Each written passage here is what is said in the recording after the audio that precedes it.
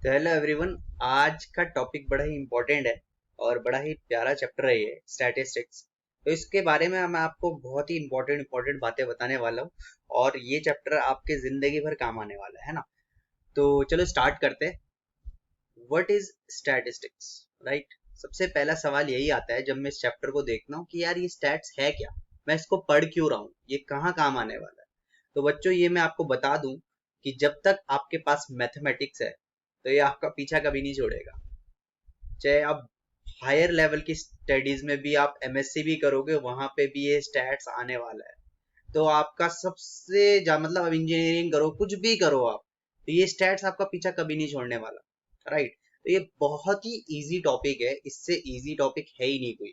सबसे पहले तो हम पहले देखते हैं कि स्टैट्स कहाँ काम आता है। देखिए ये बहुत ही इंपॉर्टेंट चैप्टर है और ये टॉपिक जो है ना, स्टैटिस्टिक, ये आपके हर जगह काम आने वाला है। जैसे कि बहुत बड़ी बड़ी कंपनीज होती है, वहां पे एक रिसर्च टीम होती है जो जिसमें ऑपरेशन रिसर्च मैनेजर्स होते हैं, जो कि सिर्फ यही देखते हैं कि हमारी कंपनी का ग्राफ कितना ऊपर उठ रहा है, कितना नीचे गिर रहा है, या हम उसमें क्या चेंजेस करें कि हमारी कंपनी और टॉप पे आ जाए। तो ये सारी जितनी भी पढ़ाई है हम छोटे से लेवल से, आज तो हम छोटे से लेवल से करेंगे, पर धीरे धीरे धीरे आपको पता चलेगा कि इसकी इंपॉर्टेंस कितनी ज्यादा है। ठीक है। तो सबसे अगर मैं सिंपल भाषा में बोलूं कि स्टैट्स है क्या, क्या होता है स्टैट्स, व्हाट इज स्टैटिस्टिक्स। तो स्टैटिस्टिक्स क्या होती है, आपको कम समय में ज्यादा इंफॉर्मेशन प्रोवाइड करा देती है। कम समय में ज्यादा इंफॉर्मेशन प्रोवाइड करा देती है। जैसे कि मैं एक एग्जांपल लेता हूं यहाँ पे, आप एग्जांपल से रिलेट करना। और यहाँ पे देखिए एक ग्राफ मैंने बनाया, एक बार ग्राफ है यहाँ पे। ठीक है। अब यहाँ पे देखिए ये ऑस्ट्रेलिया की इनिंग्स है और ये हमारे जो नीचे है ये हमारी इंडिया की इनिंग्स। और आपने कोई मैच नहीं देखा, आपने कोई मैच नहीं देखा, इंडिया और ऑस्ट्रेलिया का मैच का पूरा एक ग्राफ है। और आपने अभी मैच नहीं देखा पर आप पूरा मैच पढ़ लोगे। आप कम से कम 1 मिनट में पूरा मैच पढ़ लोगे। देखो यहाँ पे देखो, ये 0 ओवर, देखो ये पहला ओवर, ये दूसरा, ये तीसरा, फिर 4 5 6 7 8, ऐसे ये पूरा 50 ओवर तक है। देखिए नीचे तक ये पूरा 50 ओवर है और ये रन है। और ये जो रेड रेड है ये क्या है, विकेट्स है। तो मतलब पहला विकेट कब गिरा था, देखो पहला विकेट गिरा था 9th ओवर में। और देखो उसमें कितने रन बने थे, अप्रॉक्स 7 रन बने थे। तो ऐसे ही देखो आप पूरा ग्राफ पढ़ सकते हो ऑस्ट्रेलिया का।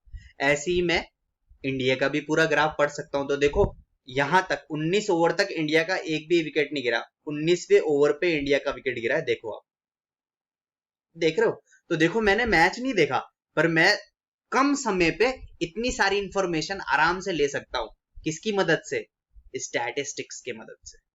समझ में आ रहा है आपको। तो ये बड़ा ही इंपॉर्टेंट टॉपिक है और जो आपको बहुत ही ज्यादा बहुत सारी फास्ट इंफॉर्मेशन बड़े ही कम समय पे दे देता है ना। तो ये देखिए आपको दिख रहा होगा कि ये ग्राफ कितना इजीली मैं पढ़ सकता हूँ। देखो ऑस्ट्रेलिया के देखो 2 विकेट गिरे थे। देखो कौन से ओवर पे गिरे थे, यहाँ पे दिख रहा होगा। देखो 1 2 3 4 5 6 7 8 9 10 11, 11वां ओवर में 2 विकेट गिर गए यहाँ पे ऑस्ट्रेलिया। तो ऐसे देखो कितने एक सिंपल से ग्राफ से मैं सारा इंफॉर्मेशन कैसे पढ़ सकता हूँ, कितने इजीली हो सकता है ना। तो देखो कितना इजी है ये स्टैट्स टॉपिक। ठीक है। अब हम आगे बढ़ते हैं इस पे। अब आपको कुछ डिटेल्स में ले जाता हूँ और बड़ा ही इजी है। ठीक है। अब हम आगे बढ़ते हैं। तो स्टैट्स में हम आगे बढ़ेंगे और क्लास हमारा 9th का ये टॉपिक है स्टैट्स, तो इसमें ज्यादा वास्ट चीजें नहीं है। जो जो चीजें हैं वो मैं आपको पूरा डिटेल से बता देता हूँ। सबसे पहले हम इस पे करेंगे अनग्रुप डाटा। Ungrouped data. अब ये अनग्रुप डाटा क्या है भाई, अनग्रुप डाटा वो होता है जो अलग अलग होता है, ग्रुप में नहीं होता। वो पूरा एक इंडिविजुअल होता है, अलग अलग बिल्कुल। जैसे कि मैं एक एग्जांपल देता हूँ यहाँ पे आपको। वैसे आप जो 9th है उसमें आप अनग्रुप डाटा में ही ज्यादा डील करोगे। 10th में आपका ग्रुप डाटा आएगा। वैसे ग्रुप डाटा आपका 9th में भी मैं इसको बहुत अच्छे से बताने वाला हूँ। ठीक है। इसको आप अनग्रुप डाटा भी बोल सकते हो और क्या बोल सकता हूँ मैं, टैबुलेशन ऑफ रॉ डाटा। ठीक है। या फिर आप इसको सीधे सीधे क्या बोल सकते हो, ग्रुप डाटा, अनग्रुप डाटा है ना। ये अनग्रुप डाटा में सारे जो नंबर्स होते हैं वो अलग अलग होते हैं। जैसे कि एग्जांपल ले लेता हूँ यहाँ पे मैं, लेट सपोज 8 3 2 4 8 9 8 4 8 3 8 4 4। ठीक है, ये मैंने एक एग्जांपल लिया, लेट सपोज कर लो। अब अगर मुझे आपको यहाँ पे बताना है कि मुझे ये बोलेगा भाई फ्रीक्वेंसी डिस्ट्रीब्यूशन टेबल बनाओ, क्या बनाओ? फ्रीक्वेंसी डिस्ट्रीब्यूशन टेबल बनाओ। अब ये हमें तो पता है क्योंकि हमने 8th में पढ़ा है। तो अगर ये अनग्रुप डाटा है, देखिए अनग्रुप डाटा है, ग्रुप में नहीं है, अलग अलग नंबर्स है। अब मुझे इसमें फ्रीक्वेंसी डिस्ट्रीब्यूशन टेबल बनानी है, तो सबसे पहले देखो मैं फ्रीक्वेंसी डिस्ट्रीब्यूशन टेबल बनाता हूँ यहाँ पे। बड़ा ही ईजी है। तो यहाँ पे सबसे पहले मैं लिखूंगा मार्क्स ऑब्टेन। ठीक है, यहाँ पे हमारा टैली टैली मार्क्स, और यहाँ पे हमारा फ्रीक्वेंसी। ठीक है, अब यहाँ पे देखिए मुझे पहले क्या करना है, इसको असेंडिंग में लगाना है। तो सबसे छोटा कौन सा है? 2, फिर कौन सा है? 3, फिर कौन सा है? 4, फिर 8, यहाँ पे देखिए, और फिर 9। तो यहाँ पे ये देखिए मैंने नंबर्स लिख लिए। ये मेरा कौन सा डाटा है बच्चों? ये है मेरा अनग्रुप डाटा। ठीक है, अब यहाँ पे देखिए दो कितने बार है? दो एक ही बार है, तो टैली में मैं यहाँ पे ऐसे करूंगा। 3 कितने बार है? देखो 1 2, 2 बार है, तो 3 में मैं ऐसे 2 डंडे लगाऊंगा। फिर 4 कितना है? 1 2 3 4, 4 है तो मैं 4 ऐसे बनाऊंगा। 8 कितने? देखो 8 है, यहाँ पे मैं रेड पेन से 1 2 3 4 और ये 5 8 है। तो देखो यहाँ पे मैं क्या करने वाला हूँ, 1 2 3 4 और ये 5। ठीक है, ऐसे ही हम टैली करते थे, बड़ा इजी है, जो हमने 8th में भी किया। और ये 9 एक ही है, तो यहाँ पे एक एक डंडा लगाओ। तो देखो यहाँ पे अब फ्रीक्वेंसी कितनी होगी? 2 की 1 होगी, 3 की 2 होगी, 4 की 4 होगी, 8 की 5 होगी, और 9 की 1 होगी। तो आई गेस आपको ये समझ में आ गया होगा। ठीक है, तो ये देख लिए हमने फ्रीक्वेंसी डिस्ट्रीब्यूशन टेबल यहाँ पे बना दिया ऑफ अनग्रुप डाटा। अब आपको समझ में आ गया होगा कि अनग्रुप डाटा क्या होता है। अनग्रुप डाटा होता है जो सिंगल इंडिविजुअल नंबर्स होते हैं, राइट। और ग्रुप डाटा क्या होगा वो आगे मैं आपको बताने वाला हूँ। ठीक है, तो इतना हमने कर लिया, ये हमारा अनग्रुप डाटा है। ठीक है, आगे हम बढ़ते हैं। अब जो मोस्ट इंपॉर्टेंट जो टॉपिक है इसमें वो है मीन। तो यहाँ पे हम करते हैं मीन ऑफ अनग्रुप डाटा। तो मीन बताने वाला हूं मैं आपको अब अनग्रुप डाटा का। What is mean? अब मीन अगर मैं बोल रहा हूं तो मीन है क्या? What is mean? मीन क्या होता है? तो अगर मैं मीन की बात करूं तो मीन ही क्या होगा मेरा? एवरेज।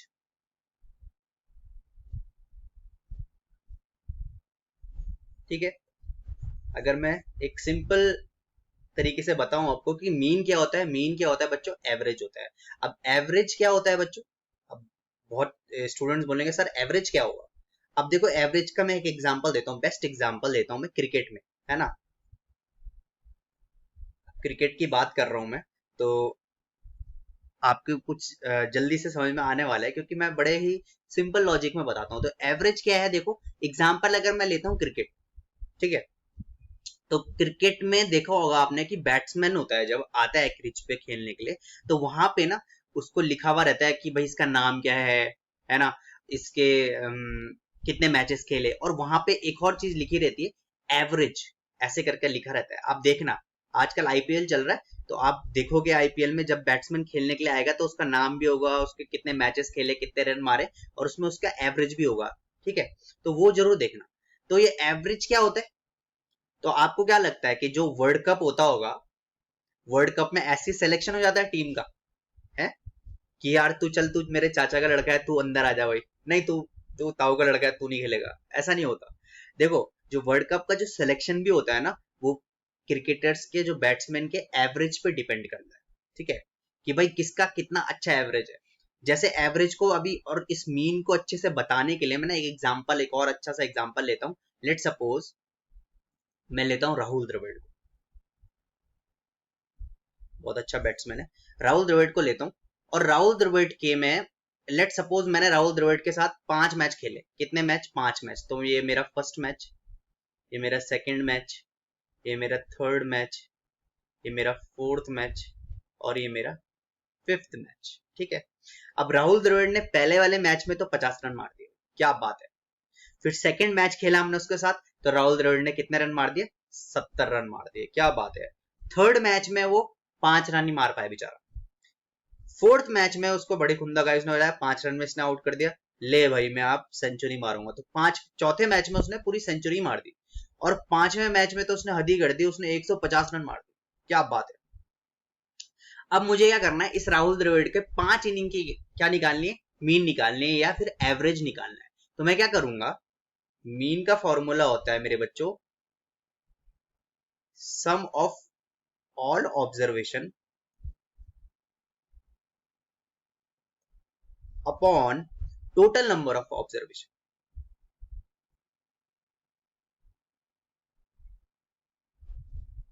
ठीक है। Sum of all observation means कि भाई कितने मैचेस जो उसने खेले ना उस सबका सम। तो देखो 50 plus 70 plus 5 plus 100 plus 150 upon total number of observation, कितने मैच उसने खेले। तो देखो 1 2 3 4 5, तो भाई ऊपर जितने उसने रन मारे उस सबका टोटल, और उसने जितने मैच खेले उसका अपॉन। तो बच्चों अब हम मीन निकाल लेते हैं इस पे। तो देखिए मीन कैसे निकालना है, इन सबको ऐड करके 5 से डिवाइड करते हैं। तो ये हो जाएगा हमारा 375 अपॉन 5, राइट। मैं इसको कट करता हूँ तो ये हो जाएगा 5 7 जा 35, यहाँ पे 2 आया, और 5 5 जा 25। तो देखो जो मेरा मीन आया वो 75। इसका मतलब क्या कि भाई राहुल द्रविड़ जब भी मैच खेलने जाएगा तो मुझे इतना भरोसा रहेगा कि यार ये 75 रन तो मारेगा ही मारेगा। तो इसी का मतलब क्या है, हमारा मीन, जो कि हमने अभी देखा एवरेज। ठीक है। अब ये जब भी जाएगा ना राहुल द्रविड़, तो मुझे यार ये इतना भरोसा रहेगा कि यार ये 75 रन तो मार ही देगा, है ना। तो ये वाला सीन होता है। तो ऐसे ही होता है सिलेक्शन वर्ल्ड कप का। ठीक है। तो आपको लग रहा होगा कि यार ये ऐसे कैसे सिलेक्शन होता है, ये एवरेज देख के ही सिलेक्शन होता है। ठीक है। एवरेज देख के ही हमारी क्रिकेट टीम का सिलेक्शन होता है। ठीक है। तो चलो फिर अब हम इसके कुछ एग्जांपल्स करते हैं, ताकि आपको और अच्छे से डिटेल से क्लियर हो जाए, है ना। तो मीन के कुछ एग्जांपल्स देखते हैं हम यहाँ पे। तो मैं मीन का एक एग्जांपल लिखता हूँ यहाँ पे। ठीक है। इसी इसी क्वेश्चन में एक क्वेश्चन लिख लेते हैं। ठीक है। यहाँ पे मैं देखता हूँ, मैं एक क्वेश्चन लिख रहा हूँ, find the mean when the score of each match increases by 10 runs। अब यहाँ पे मैंने एक और क्वेश्चन डाल दिया। यहाँ पे मैंने क्या बोला, मैंने बोला भाई कि भाई मीन क्या है, मुझे मीन निकालना है अगर हर मैच में उसने 10 रन ज्यादा मारे। तो यहाँ पे देखिए अभी इसका मीन था 75, तो यहाँ पे अब मीन चेंज होने वाला है, हर मैच में इसने 10 रन ज्यादा मार दिया। अब ये एक नया क्वेश्चन मैंने यहाँ पे इंट्रोड्यूस कर दिया। तो देखो टोटल मैच कितने थे, टोटल मैच थे मेरे पे 5। ठीक है। अब हर मैच में इसने 10 रन ज्यादा मारे, तो मैं 5 इंटू 10 कर सकता हूँ, तो ये कितना हो जाएगा 50 रन। तो अब जो मेरे पे प्रीवियस टोटल रन था, प्रीवियस टोटल जो रन मारे थे राहुल द्रविड़ ने, उसमें मैं न्यू रन ऐड कर देता हूँ, है ना। न्यू रन मैं इस पे ऐड कर देता हूँ upon total number of matches, जो कि 5 ही रहेंगे। तो प्रीवियस जो टोटल रन था वो कितना था मेरे पे, वो था मेरे पे 375। और जो अब मैं नया रन इसने जो हर मैच में 10-10 मारे, तो नए रन कितने हो गए 50 होल अपॉन 5। तो यहाँ पे कितना हो जाएगा इसका टोटल, ये हो जाएगा 425 अपॉन 5, जो कि मैं इसको कट करता हूं तो ये कितना आ जाने वाला है 5 8 जा 40, 5 5 जा 25। तो देखो जो मेरे पे नया मीन आया वो कितना आ गया 85 आ गया। कितना आ गया मेरे पे नया मीन 85। या तो मैं ऐसे भी कर सकता हूँ इसको, या तो मैं क्या कर सकता हूँ हर मैच में 10-10 जोड़ सकता हूँ। देखो हर मैच में मैं यहाँ पे 10 जोड़ सकता हूँ, तो ये हो जाएगा मेरे पे 60। ठीक है। ये हो जाएगा मेरे पे 80, ये हो जाएगा मेरे पे 15, ये हो जाएगा मेरे पे 1110, ये हो जाएगा मेरे पे 160। अब इस पे आप इसको इस सबको ऐड कर दो और 5 से डिवाइड कर दो, तो भी आपका आंसर सेम ही आएगा, जो कि होगा 525 अपॉन 5। तो ये भी कितना हो जाएगा 85। तो देखो कितना इजीली मैंने ये क्वेश्चन कर दिया। तो ऐसे ही नए क्वेश्चंस इस पे इंट्रोड्यूस मैंने इसी क्वेश्चन पे मैंने एक और नया क्वेश्चन ऐसे ही इंट्रोड्यूस कर दिया है, क्योंकि आपके एग्जाम्पल में था, है ना। एग्जाम्पल में मैं कुछ और एग्जाम्पल्स इसमें मीन में करवाता हूँ। तो बच्चों एक नया क्वेश्चन यहाँ पे ले लेते हैं। तो देखो क्वेश्चन कैसा आता है, कह रहा है फाइंड द थर्ड ऑब्जर्वेशन। मुझे थर्ड ऑब्जर्वेशन बताना है और यहाँ पे मीन मेरे को दे रखा है 75। और यहाँ पे मुझे देखो सारे क्वेश्चन दे रखे हैं, पहली ऑब्जर्वेशन, ये दूसरी ऑब्जर्वेशन, ये थर्ड ऑब्जर्वेशन जिसको मैंने एक्स ले लिया, ये फोर्थ ऑब्जर्वेशन, ये फिफ्थ ऑब्जर्वेशन। ठीक है, अब मुझे क्या निकालना है, थर्ड ऑब्जर्वेशन निकालना है, जहाँ पे मुझे साफ साफ मुझे मीन दे रखा है। तो देखो मैं फॉर्मूले में रखता हूँ mean equals to sum of all observation upon total number of observation. तो मीन कितना है मेरे पे 75 equals to sum of all observation. तो ये करूंगा मैं 50 plus 70 plus x plus 100 plus 150 whole upon कितने ही है, 1 2 3 4 5, टोटल नंबर ऑफ ऑब्जर्वेशन 5 है। तो इस 5 को मैं इधर शिफ्ट कर देता हूँ। तो 5 इंटू 75 कितना हो जाएगा, ये हो जाएगा 375 इक्वल्स टू, इन सबको मैं ऐड करता हूं तो ये हो जाएगा मेरे पे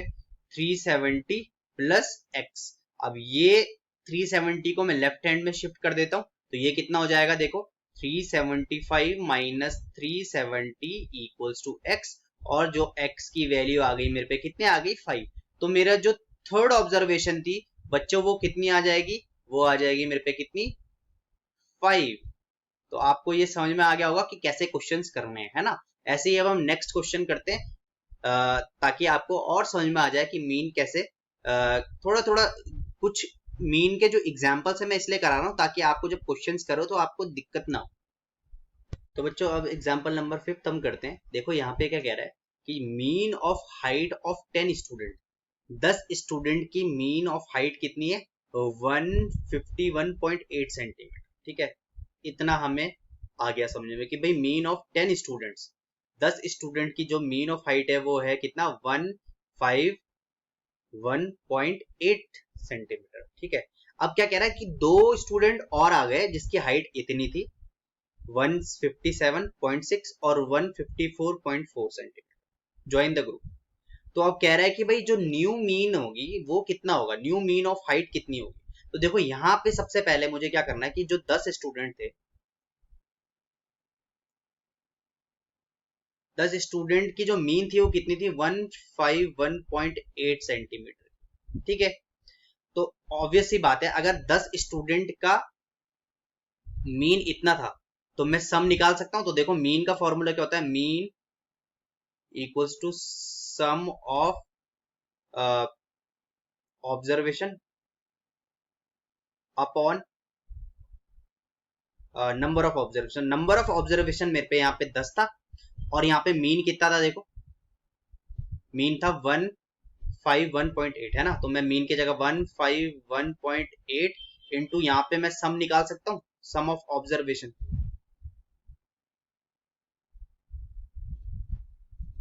अपॉन यहाँ पे कितना था, टोटल नंबर ऑफ ऑब्जर्वेशन 10 था। तो मैं 10 को जब इधर शिफ्ट करूंगा तो सम आ जाएगा, तो बिल्कुल आ जाएगा। तो सम ऑफ ऑब्जर्वेशन आ जाएगा, तो सम हो जाएगा मेरे पे कितना, सम ऑफ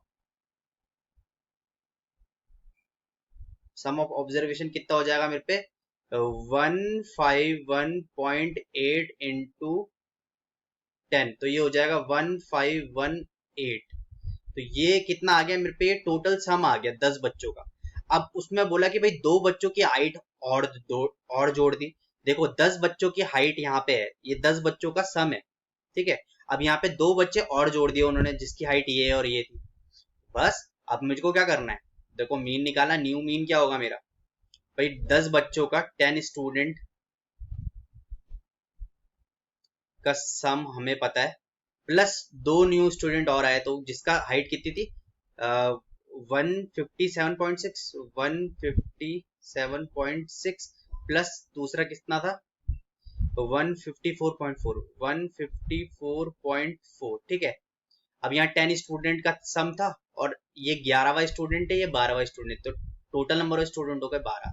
तो देखो यहाँ पे मैं लिख लेता हूँ 1518 प्लस 157.6 प्लस 154.4 होल अपॉन 12। तो देखो यहाँ से अब मैं इसको मैं अब यहाँ पे सॉल्व करता हूँ तो कितना आ जाने वाला है, अगर मैं इसको ऐड करूंगा तो 1830। अगर आप इन तीनों को ऐड करोगे तो इतना आएगा अपॉन 12। और अब यहाँ पे आप इसको सॉल्व कर लोगे तो ये कितना आ जाने वाला है, ये आ जाएगा आपका कितना 152.5 सेंटीमीटर। तो ये हमारा न्यू मीन आ गया। तो ऐसे ही बच्चों हमें क्वेश्चंस करने हैं, ठीक है, तो बिल्कुल घबराना नहीं है, बड़ा ही इजी क्वेश्चंस होते हैं, ठीक है। अब हम नेक्स्ट टॉपिक करते हैं। एग्जाम्पल आपकी बुक में आप देखोगे तो एग्जाम्पल ये नंबर 3 ही है आपकी बुक में भी। तो यहाँ पे देखिए कुछ मुझे वैल्यूज गिवन है, देखो ये अनग्रुप डाटा है 11 5 15 17, तो y प्लस 1 19, y माइनस 2 और 3। इफ द मीन इज 14, इन सब का मीन क्या है 14 है, तो वैल्यू ऑफ y निकालना है। तो मीन का फॉर्मूला क्या होता है, mean equals to sum of numbers, sum of observation भी बोल सकता हूँ मैं, sum of observation upon total number of observation, ठीक है। अब यहाँ पे मीन तो मेरे पे पहले से कितना गिवन है 14, तो मैं मीन लिख देता हूँ 14। सम ऑफ ऑब्जर्वेशन, इन सब को मैं ऐड कर दूं तो ये हो जाएगा 11 plus 15 plus 17 plus y plus 1, y को देख कर घबराइए मत, plus 19 plus y minus 2 plus 3। अब नंबर ऑफ ऑब्जर्वेशन कितना है देखो, 1 2 3 4 5 6 7, तो ये हो जाएगा 7, ठीक है। कितना इजी है। अब मुझे y की वैल्यू निकालनी है, तो इस 7 को मैं इधर शिफ्ट कर देता हूँ, ठीक है। तो ये कितना हो जाएगा, मल्टीप्लाई करता हूँ इसको, 14 इंटू 7 इक्वल्स टू, इन सब को मैं ऐड करूंगा तो कितना आ जाने वाला है 64 प्लस यहाँ पे ये y और y हो जाएगा 2y, राइट। अब इसको मैं मल्टीप्लाई करता हूँ, 7 4 जा 28 और 7 में 7 8 9 98 इक्वल्स टू 64 प्लस 2y।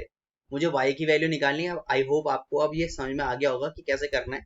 इस 64 को मैं इधर शिफ्ट कर दूंगा तो कितना आ जाने वाला है मेरे पे, ये आ जाएगा मेरे पे 34 इक्वल्स टू 2y, और 2 से ये मैं इसको कैंसिल आउट कर दूंगा तो जो y की वैल्यू आ गई, कितनी आ गई मेरे पे, 2 1 जा 2 7 जा, तो जो y की वैल्यू आ गई वो आ गई मेरे बच्चों 17। तो देखिए कितना इजी क्वेश्चन है, ऐसे क्वेश्चन भी आते हैं, ठीक है, मीन निकालने के लिए कि आपको मीन गिवन होगा और यहाँ पे कुछ जो ऑब्जर्वेशन होगी इसमें x दे देगा, तो बोलेगा बताओ भाई इसकी वैल्यू निकालो। तो ये भी बड़ा इजी एग्जाम्पल है जो आपकी एग्जाम्पल नंबर 3 है आपकी बुक में। तो ऐसे ही मैं, तो बच्चों अब हम करने वाले हैं मीडियन ऑफ अनग्रुप डाटा। तो क्वेश्चन ये अराइज होता है मेरे बच्चों कि मीडियन होता क्या है सर, ये मीडियन क्या है। आपने मीन तो बड़े अच्छे से समझाया, पर ये मीडियन है क्या सर, है ना। तो median of ungroup data, what is median, median क्या होता है, मीडियन क्या होता है मैं आपको बता दूं कि भाई मीडियन क्या होता है, median is a central value, है ना, और middle observation of statistical data. तो मैं यहाँ पे बोलता हूँ भाई मीडियन क्या होता है, मीडियन क्या होती है, median is the central value. Median क्या है मेरा, एक सेंट्रल वैल्यू होता है जिसको मैं बोलता हूँ मिडिल ऑब्जर्वेशन, मिडिल ऑब्जर्वेशन। और ये अभी हम किसकी बात कर रहे हैं, अनग्रुप डाटा की बात कर रहे हैं, किसकी बात कर रहे हैं, अनग्रुप डाटा की। तो भाई अनग्रुप डाटा में मैं लेकर आता हूँ आपको, लेट सपोज मैं एक एग्जांपल लेता हूँ यहाँ पे, बहुत ही प्यारा एग्जांपल, और एग्जांपल में यहाँ पे लेने वाला हूँ, बहुत ही प्यार से आप देखिएगा। लेट सपोज मैं कुछ नंबर्स लिखता हूँ, राइट। तो यहाँ पे लिखा मैंने 5 3 12 0 7 11 4 3 एंड 8, ठीक है। ये मेरा क्या है, अनग्रुप डाटा है, अनग्रुप डाटा ऑफ मीडियन, ठीक है। तो भाई सबसे पहले मुझे अगर मीडियन निकालना है तो सबसे पहला फर्स्ट स्टेप क्या होता है? स्टेप फर्स्ट होता है भाई, इसको पहले असेंडिंग ऑर्डर में लगा। क्या लगाना? असेंडिंग ऑर्डर में। असेंडिंग ऑर्डर मतलब छोटे से बड़ा। अब मेरा दोस्त है अजय, उसकी हाइट छोटी है, तो मेरे को ये याद रहता है कि भाई असेंडिंग मतलब छोटे से बड़ा। कोई भी आपका दोस्त होगा जिसकी हाइट, जिसका नाम ए से शुरू होता है और उसकी हाइट थोड़ी सी छोटी है, तो आप बोल सकते हो छोटे से बड़ा। ठीक है, तो ये याद रखने का तरीका है। अब ध्यान से देखिए, सबसे पहला स्टेप क्या है कि भाई असेंडिंग ऑर्डर में इसको, इस सबको लगाना है। तो असेंडिंग ऑर्डर में मैं इसको लगा देता हूँ। सबसे पहले मैं लिखूंगा 0, फिर यहाँ पे 3, फिर देखते रहो क्या क्या आएगा। देखो 3 दो बार है तो 3 में 2 बार लिख देता हूँ, 3 3। फिर यहाँ पे देखो 4, फिर 5, फिर 7, फिर 8, फिर 11 और फिर 12।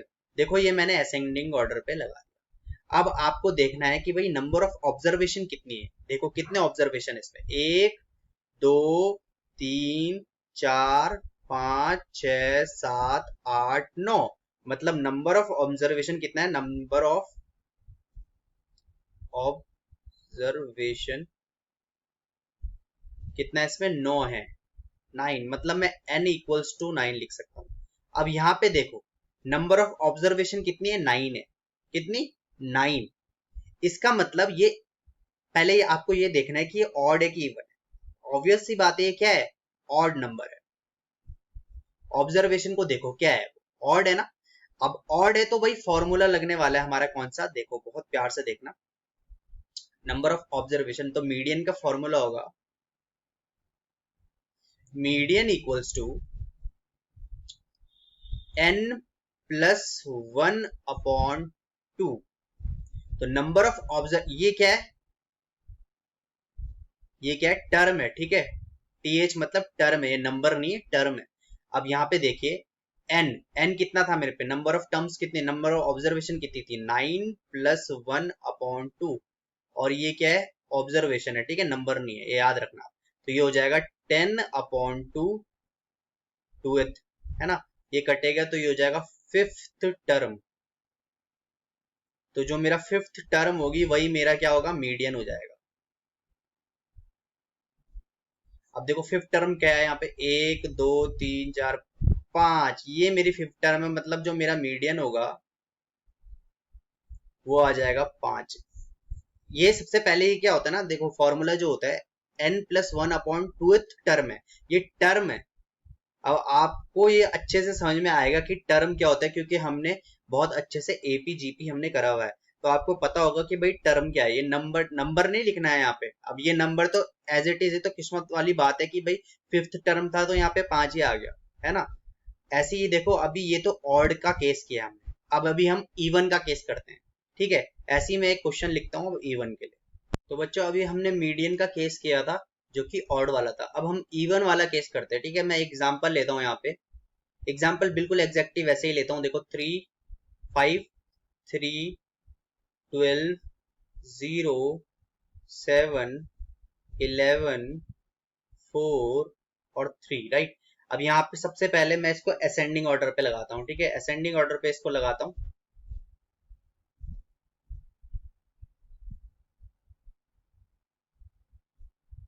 पहला स्टेप आपका यही है कि इसको आपको असेंडिंग ऑर्डर पे लगाना है। ठीक है, तो इसको मैं असेंडिंग ऑर्डर पे लगा देता हूँ। 0 3 3 4 5 11 5 7 11 एंड 12, ये मैंने क्या लगा दिया? असेंडिंग ऑर्डर पे। अब नंबर ऑफ ऑब्जर्वेशन देखो आप कितने ही यहाँ पे,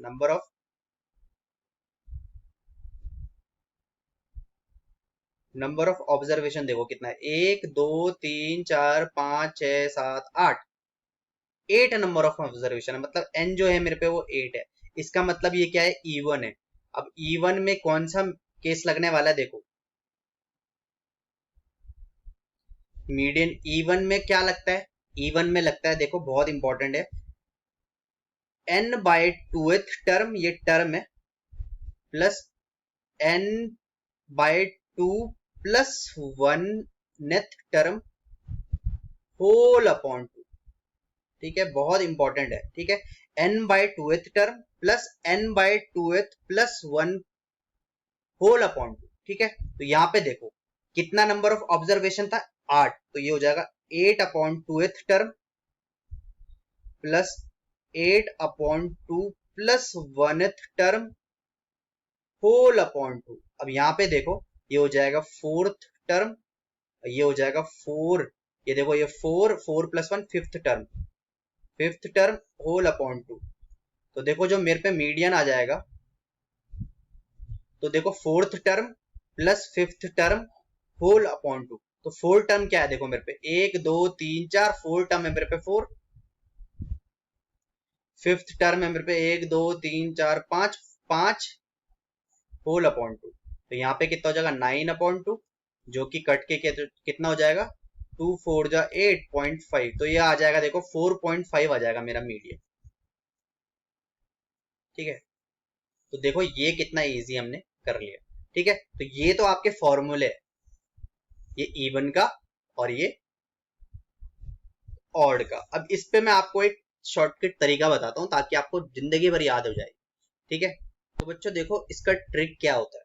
मीडियन अगर इवन में है और ऑड में है, आपको बहुत दिक्कत हो रही होगी समझने में, सर क्या करा दिया आपने, कुछ समझ में नहीं आया, दिमाग के ऊपर से निकल गया। तो देखो बहुत ही इजी तरीका है। मीडियन क्या होता है, बेसिकली मिडल वाली लेवल।